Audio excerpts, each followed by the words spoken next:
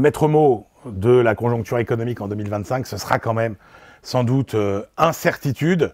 Pourquoi? Parce qu'on a un environnement international qui va être extrêmement perturbé parce qu'on est dans un monde où on voit bien que les conflits finalement se multiplient, les conflits géopolitiques, les conflits commerciaux aussi, avec toutes ces mesures protectionnistes prises un peu partout.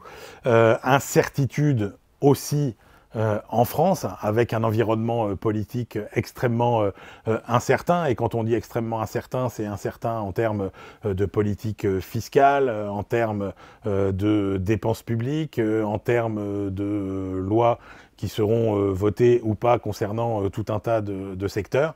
Donc 2025, environnement extrêmement incertain, avec des secteurs qui connaissent d'importantes difficultés. C'est le secteur, par exemple, de l'automobile.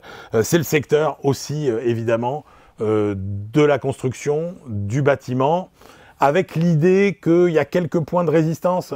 Par exemple, on pense aux grands investissements, avec en revanche des inquiétudes, alors qui viennent des anciennes, déjà, sur la construction de logements, sur la vente de logements, des inquiétudes qui viennent s'ajouter à celle-là, notamment sur la capacité d'investissement des collectivités locales. Donc 2025, année compliquée, année incertaine, mais quand même avec quelques forces de rappel qui sont positives et sur lesquelles il va falloir s'appuyer.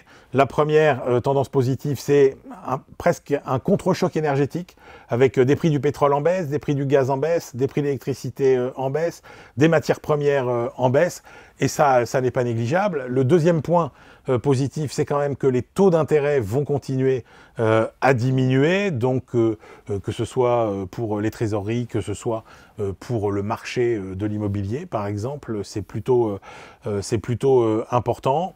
On a un marché du travail quand même qui résiste, on a des gains de pouvoir d'achat, ce qui n'est pas neutre non plus. Donc on a aussi des innovations majeures, hein, l'intelligence artificielle, alors qui produira peut-être pas des effets positifs aussi rapidement qu'on l'espère, mais qui sera en mesure quand même de générer des gains de productivité importants. Donc il va falloir naviguer dans une année compliquée, mais il n'y aura pas que des vents contraires.